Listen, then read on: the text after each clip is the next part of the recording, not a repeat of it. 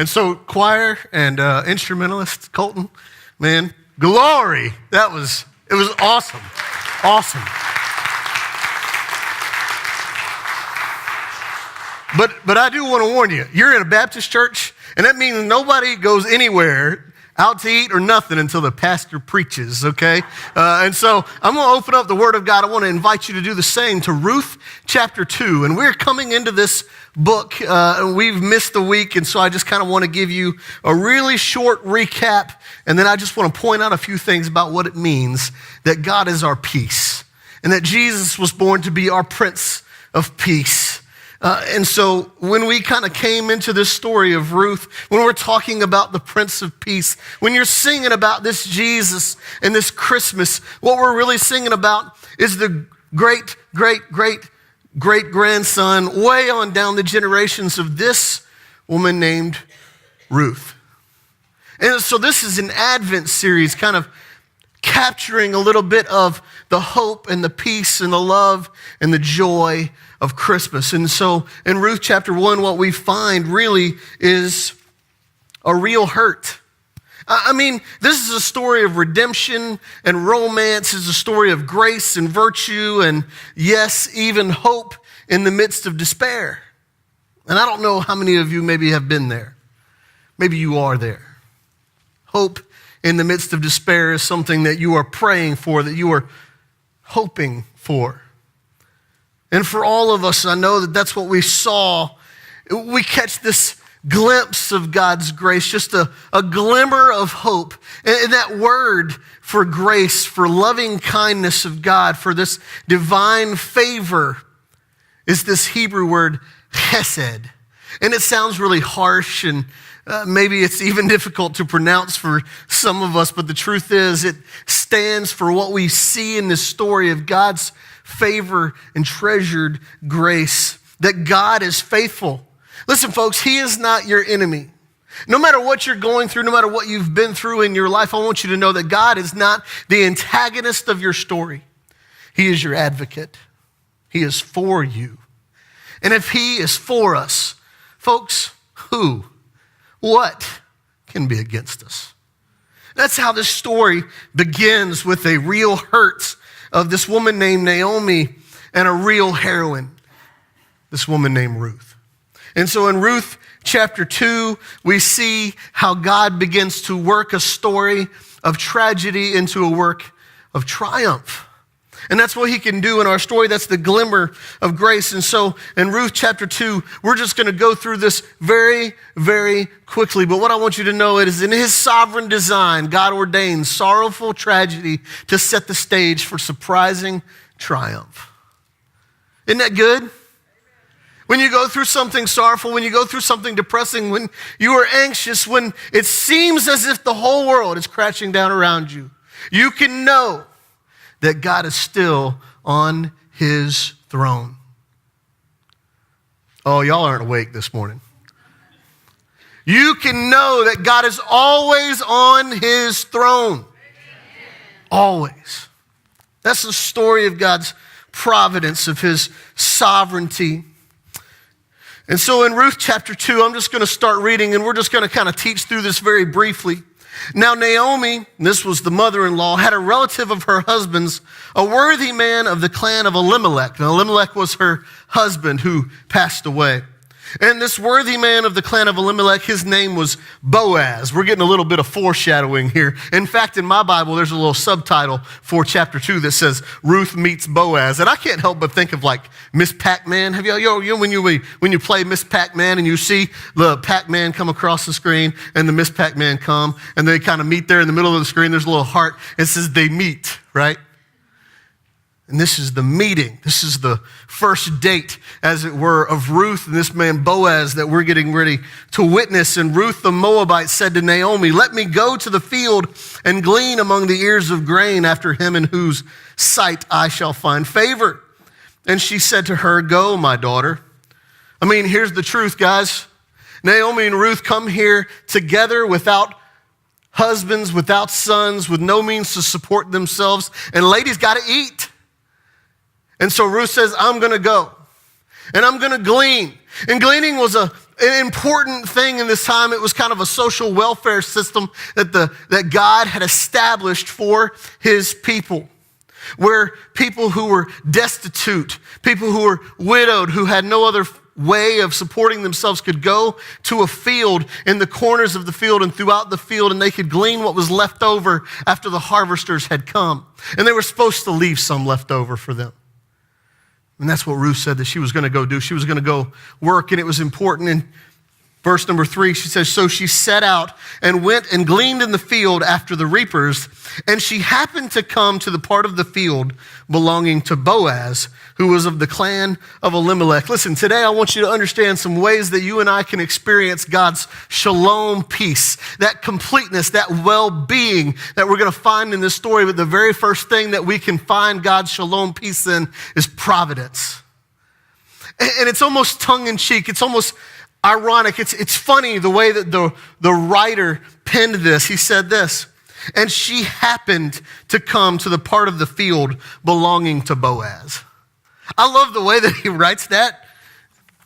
I love it. Because the truth is, there's nothing happenstance about this. There's no such thing as luck in God's divine economy. Serendipitous sovereignty. Serendipity is that just kind of good fortune. But we don't believe in luck. We don't believe in fortune. We believe in the hand of God at work around us in every situation that we go through all the time in every season.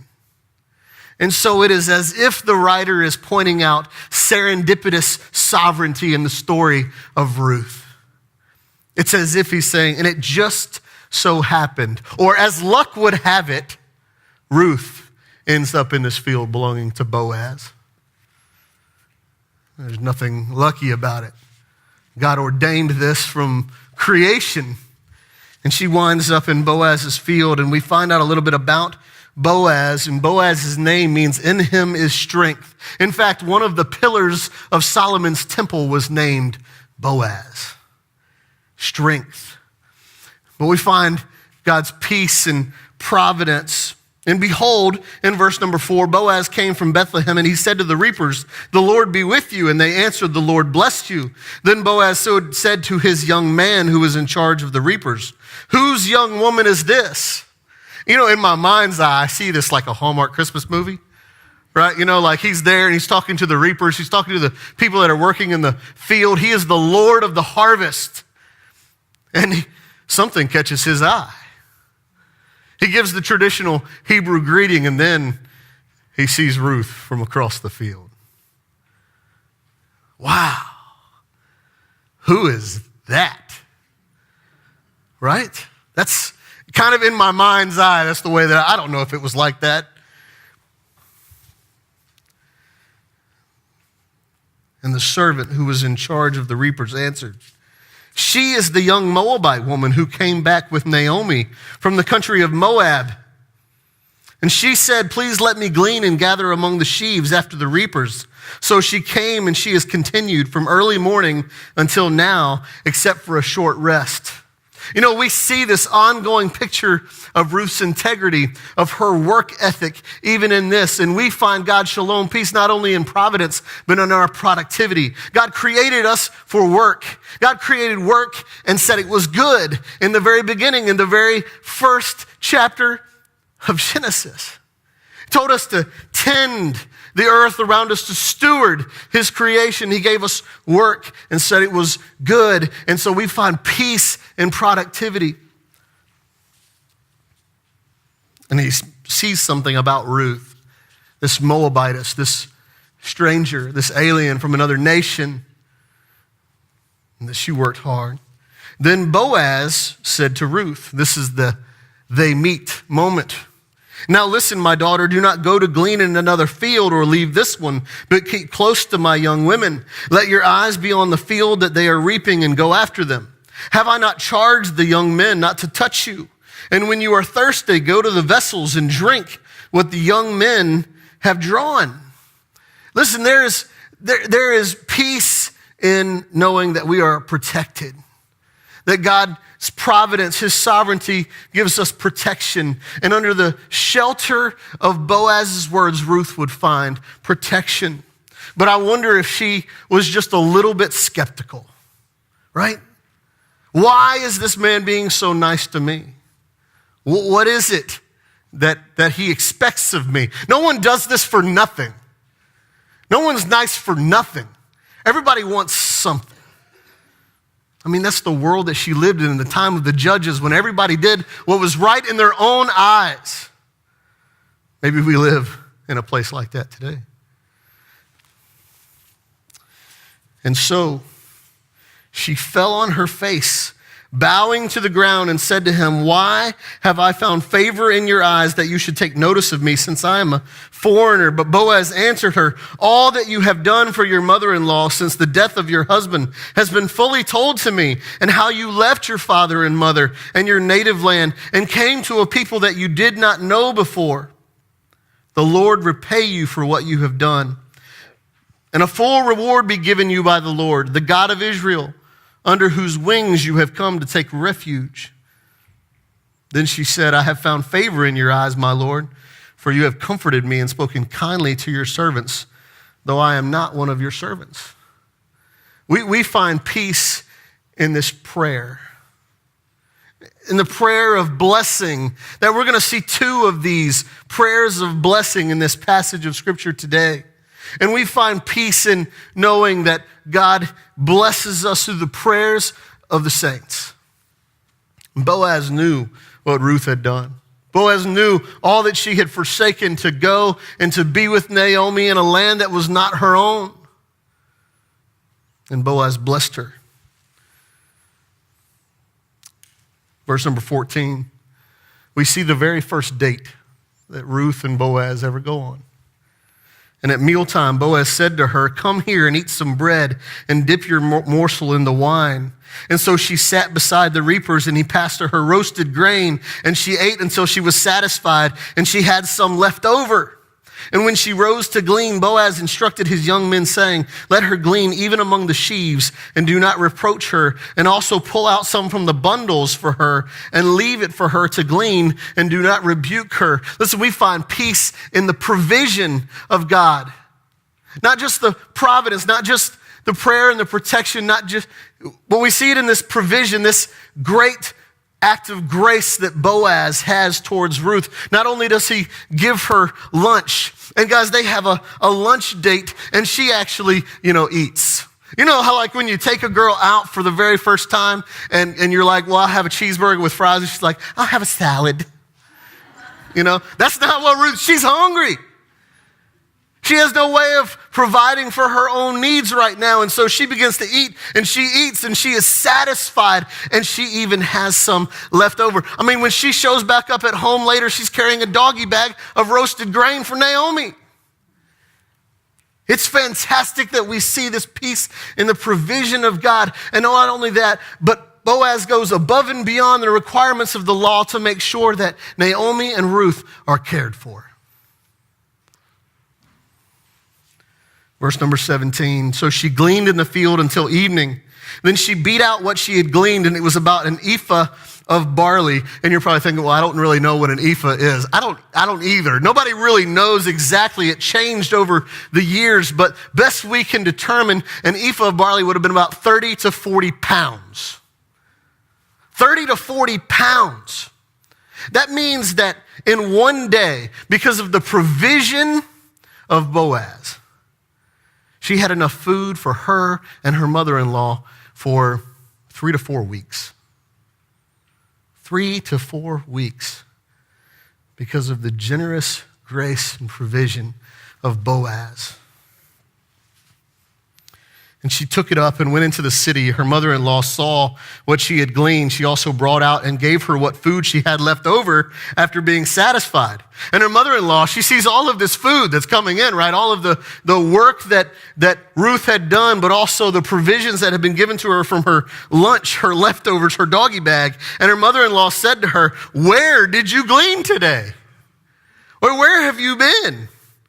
And where have you worked? Blessed be the man who took notice of you. Here we see another prayer of blessing before she even knows who it was. So she told her mother-in-law with whom she had worked and said, the man's name with whom I work today is Boaz. And all of a sudden, Naomi, her eyes light up.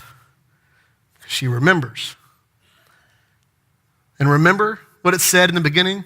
And she just so happened, as luck would have it, she ends up being in the field of a man named Boaz. And Naomi, with realization on her mind, she says, may he be blessed by the Lord, whose kindness has not forsaken the living or the dead. That's a big difference from the Naomi that was in chapter 1, who changed her own name to Mara, which means bitterness. And all of a sudden we begin to see the Naomi again, that is lovely, that is beautiful. She said, may he be blessed by the Lord, whose kindness has not forsaken the living or the dead. Naomi also said to her, the man is a close relative of ours, one of our redeemers. Friends, I want you to understand something here today. We're getting a glimpse, just a foreshadowing of something that is coming later in the story. That not only do we find God's shalom, peace, and providence, or in our productivity in our work, not only do we see it in the protection that he gives us, or the prayers that we have, that we experience support and encouragement from the saints. We also see it in the provision, but there's just a glimmer, just a hope of a promise. Just an inkling of something that may be coming. That there may yet be hope and peace in the lives of Naomi and Ruth. He is one of our redeemers. Someone who can redeem us, who can redeem our land, someone you can marry, Ruth. And Ruth the Moabite said, besides, he said to me, you shall keep close by my young men until they have finished all my harvest. And Naomi said to Ruth, her daughter-in-law, it is good, my daughter, that you go out with these young women, lest in another field you be assaulted. Again, there's that peace and protection element. I mean, imagine you're a woman, you understand this idea. And there's protection here in the refuge, in the shadow, not only of the wings of the Almighty, but of the Lord of the harvest, Boaz. I love this chapter. I wish that I could preach it justice this morning. But this chapter does not end the way that I would expect a Hallmark movie to end. Here's what it says. So she kept close to the young women of Boaz, gleaning until the end of the barley and wheat harvest. So she works about 2.5 to 3 months, gleaning every day. And she lived with her mother-in-law. The end, at least of chapter 2. Folks, this morning, what you and I need to realize. So this story is not just about Boaz and Ruth. It's not just about Naomi and Elimelech. It's not just about these characters that we see here. This story is about you and it's about me. Boaz is the Lord of the harvest who serves a Moabite woman, a foreigner, someone who makes a way for someone who is not of God's people to become a part of the family, a part of the work crew of the servants. You and I are given the opportunity to be servants of God because a way has been made by the Lord of the harvest. And don't you remember on that night when the Lord of the harvest took bread and wine? He said, these are just symbols. These are the elements that just go to show you that I'm willing to give up my body, my blood, to be shed, to be broken for you, so that you can know peace, completeness, well-being, so that you can know the shalom of God. Here's what the second chapter of Ruth demonstrates for us. The shalom, peace of God is possible even amidst personal catastrophes and social degeneration. Our well-being is rooted in God's characteristic faithfulness. And because he is faithful, we can have a relationship with the Prince of Peace. Would you bow your heads with me this morning? We're going to sing a song together. And as this song is being played, as we sing it together, Barry and I are going to be up here at the front. Maybe today you'd like to have a relationship with the Prince of Peace. Maybe you've heard these songs and you heard this brief message and you know that today is the day that you need to make a decision to follow Jesus because your life is anything but peaceful today. In the midst of despair, you need hope. In the midst of the hopelessness that you feel, you desperately need peace. Friends, I want you to know that there is peace in the providence of God. It is no accident that you are here this morning, not even for you instrumentalists, not even for you choir. It is by no accident. There is no accident in the economy of God. You are here today, and God has a purpose for your life. He has a plan for your life. Will you follow Jesus? That is the question. Christmas is all about Jesus. Will you respond to his call to come and follow me? Or maybe today you just need to say, you know what? I've waited long enough and I'm ready to join Oak Grove Baptist Church on the mission to glorify God, to love one another, to serve our world, and to make disciples. And you want to be a part of that, we want to invite you to come. Maybe you just need to pray this morning. Maybe you just need to come to this altar and say, you know what? I'm going through a lot and I desperately need prayer.